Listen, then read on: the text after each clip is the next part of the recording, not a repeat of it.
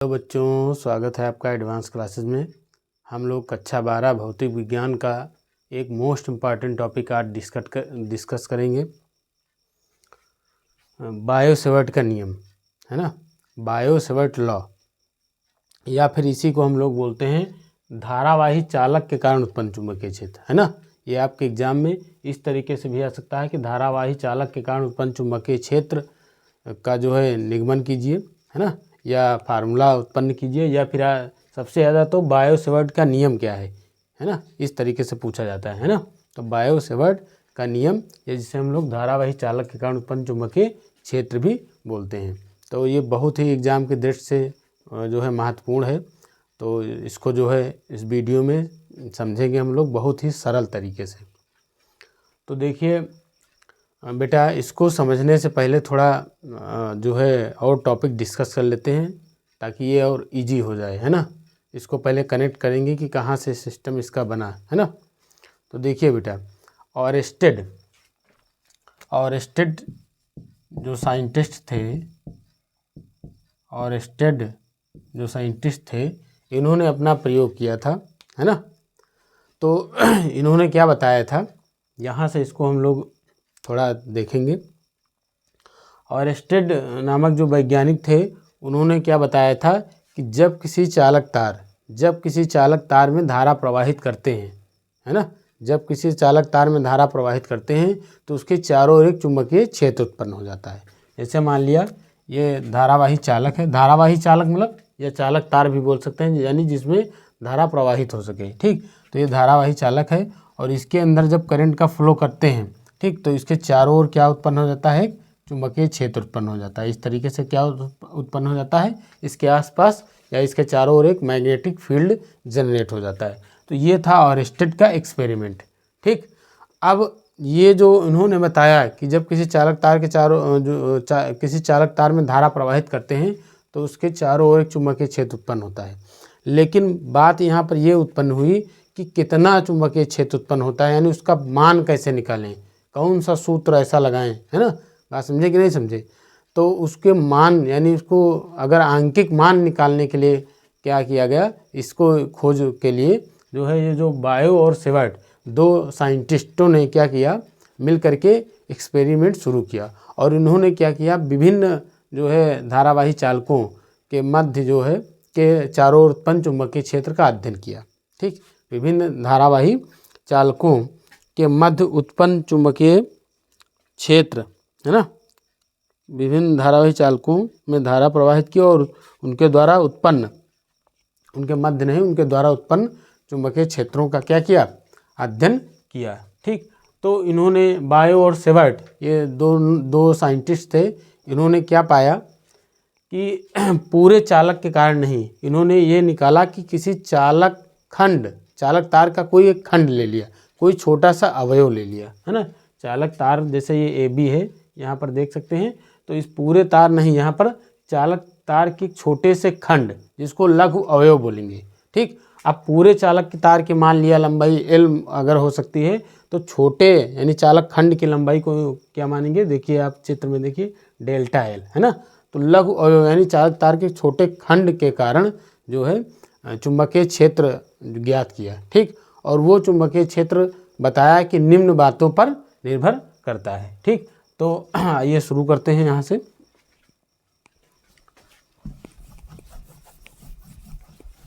आपको क्या लिखना है, तो यहाँ पर आप जो है जब बायो-सेवर्ट का नियम आएगा लिखने के लिए, तो यहाँ पर देखिए एक चालक तार बना लीजिएगा। ये AB एक चालक तार है, यहाँ पर देखिए आगे और इसका इस तरीके से डॉट डॉट लंबाई है, यहाँ पर भी है। तो AB एक चालक तार है और इसका पूरा तार नहीं, एक चालक खंड लिया गया है, मतलब चालक तार का छोटा सा खंड जिसको लघु अवयव बोलेंगे। और ये चालक तार का खंड डेल्टा L है, इसकी लंबाई क्या है, डेल्टा L है, ठीक। अब इसमें धारा I प्रवाहित हो रही है, ये धारावाही चालक है और इसमें धारा I जैसे ही प्रवाहित करेंगे तो इसके चारों ओर क्या होगा, आसपास एक चुंबकीय क्षेत्र उत्पन्न होगा, ठीक। इधर भी उत्पन्न होगा और इधर भी उत्पन्न होगा। तो यहाँ पर देखिए आप ये वाली लाइन ऐसे भी बना सकते हैं और यहाँ से इधर से भी बना सकते हैं। किसी किताब में आपको मिलेगा यहाँ से, अगर ऐसे भी बना सकते हैं। यहाँ पर ये बिंदु P जो इधर था सेम ऐसे ही मान सकते हैं, बस यहाँ, बट यहाँ पर देखिए ऐसे चिन्ह बनाएंगे और इधर चिन्ह ऐसे बनाएंगे। ये चिन्ह क्या होता है, ये बताता है कि चुंबकीय क्षेत्र जो होगा वो इस मतलब तल के अभिलंबवत अंदर की ओर होगा। कहाँ होगा, अंदर की ओर। और ये वाला चिन्ह जो डॉट वाला है क्या बताता है, चुंबकीय क्षेत्र जो होगा वो तल के अभिलंबवत बाहर की ओर होगा। ठीक, तो इधर आप को नहीं बनाना है, एक तरफ बना लीजिए बस, उधर की तरफ। तो यहाँ पर ये जो AB चालक तार है इसमें I धारा प्रवाहित हो रही है और इसका एक छोटा सा खंड लिया गया है, उसकी लंबाई डेल्टा L मानी गई है। ठीक, अब इस चालक खंड से स्मॉल r दूरी पर इधर एक बिंदु P लिया गया है ना, बात समझे कि नहीं। और ये जो बिंदु P है इसकी जो दिशा है ये इस चालक खंड से कितना कोण बना रही है, थीटा कोण बना रही है। ठीक, और जो है इस बिंदु P पर उत्पन्न चुंबकीय क्षेत्र जो डेल्टा B है, क्योंकि अब देखिए छोटा सा लघु अवयव लिया गया है तो चुंबकीय क्षेत्र भी इसके कारण जो होगा वो छोटा होगा, है ना, बात समझे कि नहीं। तो उसको डेल्टा B मान लिया गया है।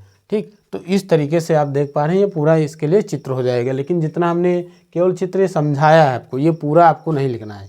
ठीक, तो अब जो है कैसे लिखना है, अब यहाँ से देखिए कैसे आप लिखेंगे। ये चित्र बना दिए, हेडिंग डाल देंगे, चित्र बना देंगे इस तरह, फिर लिखेंगे कि इस नियम के अनुसार, अब यहाँ से ऐसे लिखना है, इस नियम के अनुसार किसी चालक तार के लघु अवयव या ब्रैकेट में देना चालक खंड, है ना, इस नियम के अनुसार किसी चालक तार के लघु अवयव या छोटे से खंड के कारण उत्पन्न चुंबकीय क्षेत्र डेल्टा B निम्न बातों पर निर्भर करता है। ठीक, इस नियम के अनुसार किसी चालक तार के लघु अवयव या छोटे से खंड के कारण उत्पन्न चुंबकीय क्षेत्र, आप ये भी लिख सकते हैं कि बिंदु P पर उत्पन्न चुंबकीय क्षेत्र निम्न बातों पर निर्भर करता है। ठीक, अब किस पर निर्भर करता है, तो पहला पॉइंट देखिए, पहली बात तो ये चालक तार में बहने वाली धारा I के अनुक्रमानुपाती होता है, अर्थात हम लिख सकते हैं डेल्टा B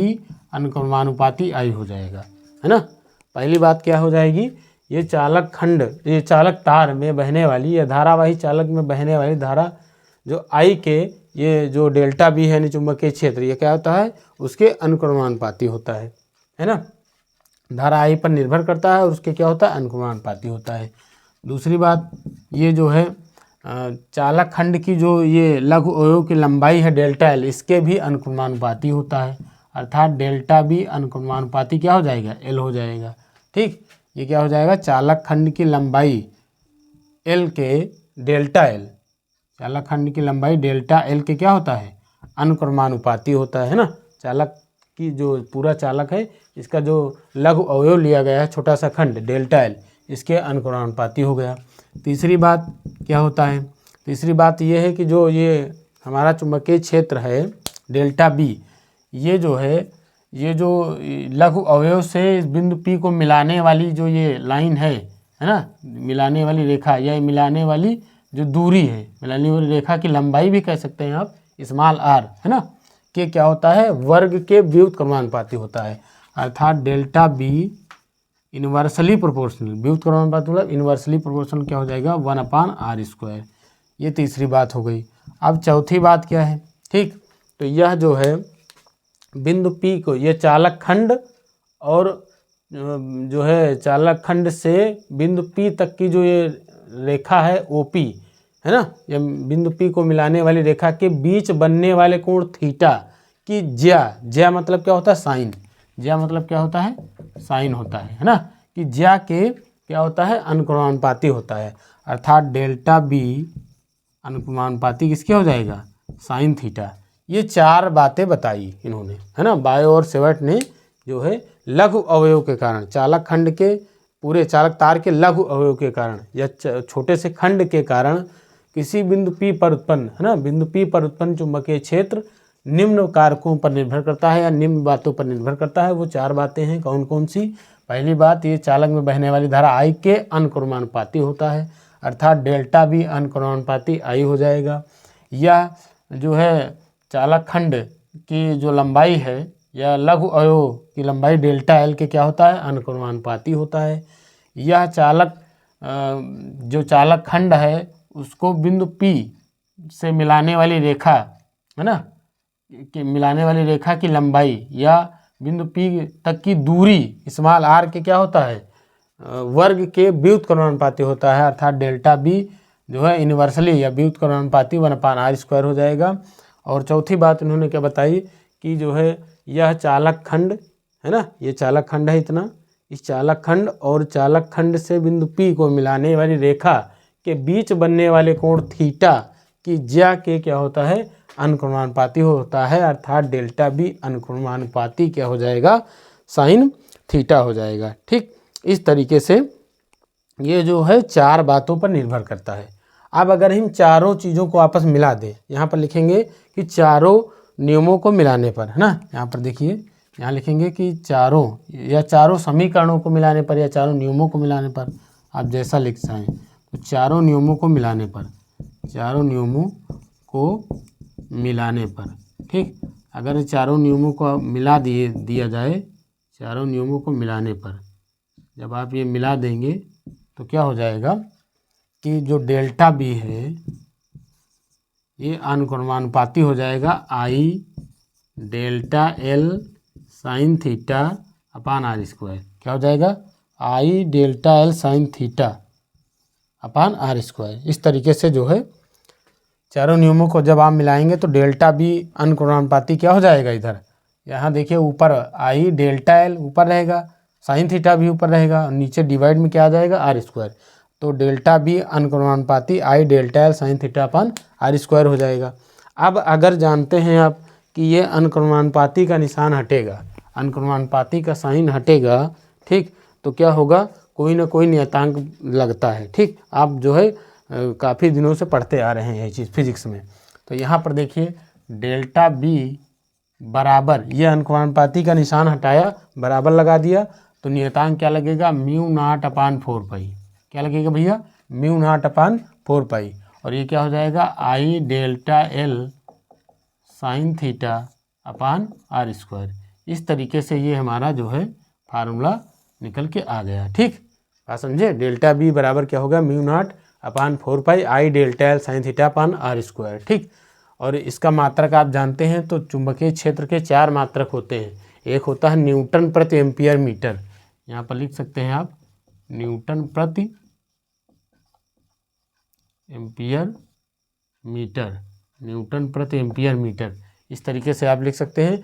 या फिर इसका दूसरा मात्रक होता है वेबर प्रति मीटर स्क्वायर, या फिर लिख सकते हैं कि गॉस या टेस्ला, है ना, 4 मात्रक होते हैं। पहला होता है न्यूटन प्रति एम्पियर मीटर, वेबर प्रति मीटर स्क्वायर, है ना, या फिर गॉस या टेस्ला, 4 मात्रक होते हैं चुंबकीय क्षेत्र के। ठीक, तो यहाँ पर ये हमारा जो है डेल्टा बी यानी कि चुंबकीय क्षेत्र का क्या हो गया, फार्मूला हो गया। अब इसके नीचे लिखेंगे जहाँ, क्या लिखेंगे भैया, जहाँ μ0/4π, जहाँ μ0/4π क्या है, एक नियतांक है, एक क्या है, नियतांक है। ठीक, जहाँ μ0/4π एक नियतांक है और इसका मान जो होता है, अर्थात μ0/4π ये होता है 10⁻⁻7, है ना, कितना होता है, μ0/4π बराबर 10⁻⁻7 होता है। ठीक, न्यूटन प्रति एम्पियर स्क्वायर, मात्रक क्या हो जाएगा, न्यूटन को कैपिटल एन से, न्यूटन प्रति एम्पियर स्क्वायर ये हो जाएगा।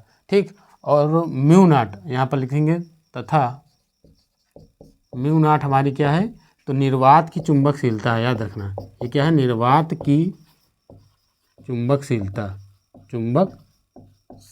है। ठीक, μ0 क्या है, निर्वात की चुंबकशीलता। अगर हम μ0 की वैल्यू पूछें तो ये 4π उधर मल्टीप्लाई में चला जाएगा, तो μ0 बराबर 4π × 10⁻⁻7 इतना हो जाएगा न्यूटन प्रति एम्पियर स्क्वायर, है ना। क्या हो जाएगा, μ0 बराबर क्या आ जाएगा, 4π × 10⁻⁻7 न्यूटन प्रति एम्पियर स्क्वायर, और μ0 क्या है, निर्वात की चुंबकशीलता है। ठीक, तो इस तरीके से आपको यहीं तक लिखना है, और यही जो उपरोक्त सूत्र है ये वाला, यही बायो-सेवर्ट का नियम है। ठीक, बात समझे कि नहीं, बायो-सेवर्ट के नियम से हम लोग जो है चुंबकीय क्षेत्र का फार्मूला यही निकालेंगे। ठीक, तो ये हमारा हो गया धारावाही चालक के कारण उत्पन्न चुंबकीय क्षेत्र या बायो-सेवर्ट का नियम। ठीक, तो यहाँ पर आपको जो है ये चित्र और ये डेरिवेशन इतना बहुत ज़रूरी है। ठीक, अगर आपको हम एक बार फिर से बता दे रहे हैं, ये अगर लॉन्ग में आया, 3 नंबर या 5 नंबर में आया, तो आपको ये चित्र बनाना है, पूरा ऐसे ही यहाँ तक कर देना है। ठीक, तो इस तरीके से आपको यहाँ तक करना है। एक बार फिर से हम बता देते हैं, जितनी कहानी इसके पहले बताई थी शुरू में वो सब कुछ नहीं लिखना है, केवल कहाँ से लिखना कैसे है आपको एक बार पुनः देख लीजिए। आप ये हेडिंग डालेंगे बायो सेवर्ट का नियम और ऐसे चित्र बना देंगे, ठीक। फिर आप यहाँ से ऐसे लिखेंगे कि इस नियम के अनुसार किसी धारावाही चालक, इस नियम के अनुसार किसी धारावाही चालक के किसी खंड, है ना, इस नियम के अनुसार किसी धारावाही चालक के छोटे से खंड या लघु अवयव ब्रैकेट में लिख देना के कारण किसी बिंदु P पर उत्पन्न चुंबकीय क्षेत्र निम्न बातों पर निर्भर करता है, ठीक। फिर लिखेंगे पहला पॉइंट लिख देना, यह चालक में बहने वाली धारा I के अनुक्रमानुपाती होता है, अर्थात डेल्टा B अनुक्रमानुपाती आयु लिख देना। फिर लिख देना कि यह जो है चालक खंड की लंबाई डेल्टा L के अनुक्रमानुपाती होता है, अर्थात डेल्टा B अनुक्रमानुपाती क्या हो जाएगा, डेल्टा L हो जाएगा। फिर लिख देना यह चालक खंड से बिंदु P तक की दूरी स्मॉल r के क्या होता है, वर्ग के व्युत्क्रमानुपाती होता है, अर्थात डेल्टा B जो है यूनिवर्सली प्रोपोर्शनल अपन r स्क्वायर लिख देना। फिर लिख देना पुनः यह जो है चालक खंड तथा चालक खंड से बिंदु P को मिलाने वाली रेखा के बीच बने कोण थीटा की ज्या के क्या होता है, अनुक्रमानुपाती होता है, अर्थात डेल्टा B अनुक्रमानुपाती साइन थीटा हो जाएगा। फिर लिख देना चारों नियमों को मिलाने पर तो delta B अनुक्रमानुपाती I delta L sign theta अपान क्या हो जाएगा, r स्क्वायर हो जाएगा, ठीक। अब आप जानते हैं कि ये अनुक्रमानुपाती का निशान हटाएंगे तो कोई ना कोई नियतांक लगाएंगे, तो डेल्टा B बराबर mu naught upon 4 pi I delta L sign theta upon r square, मात्रक क्या हो जाएगा, न्यूटन प्रति एम्पियर मीटर हो जाएगा, ठीक।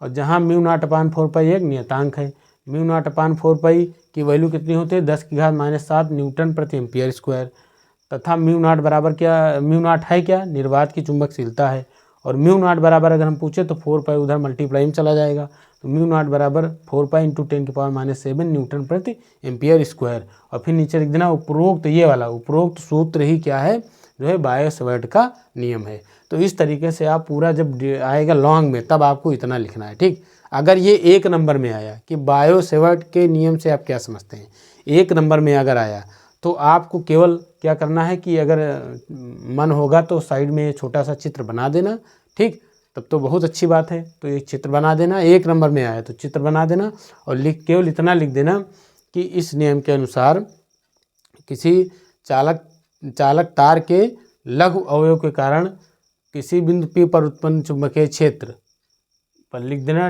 डैश लगा देना और फार्मूला डायरेक्ट लिख देना, डेल्टा B बराबर mu naught upon 4 pi I delta L sign theta upon r square, ठीक। और ब्रैकेट में देना न्यूटन प्रति एम्पियर मीटर, है ना, होता है। ये 1 नंबर में आप लिखेंगे। और अगर पूरा लॉन्ग में आया तो आप जितना हमने बताया है उतना जो है आपको लिख देना है। तो इस तरीके से आप जो है बहुत ही आसानी से इसको समझ सकते हैं। बस आपको चित्र और ये डेरिवेशन इतना समझ में आ जाना चाहिए, ठीक। तो इस वीडियो में बेटा यहीं तक, बाकी जो अगला हमारा नेक्स्ट वीडियो आएगा इस चैप्टर का, उसमें हम लोग ये जो बायो सेवर्ट का नियम है इसी की सहायता से किसी वृत्ताकार धारावाही कुंडली के केंद्र पर चुंबकीय क्षेत्र का जो है जो जितना चुंबकीय क्षेत्र उत्पन्न होगा उसका निगमन करेंगे। तो इस वीडियो में यहीं तक।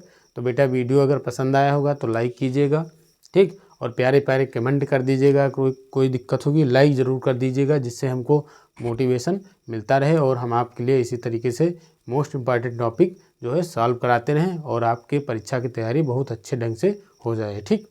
और चैनल को सब्सक्राइब ज़रूर कर लीजिएगा और वीडियो को कहीं जो है बच्चों तक जो तैयारी कर रहे हैं यूपी बोर्ड की कक्षा 12 भौतिक विज्ञान की, उनके पास शेयर कर दीजिएगा और चैनल को सब्सक्राइब ज़रूर कर लीजिएगा एडवांस क्लासेस। धन्यवाद।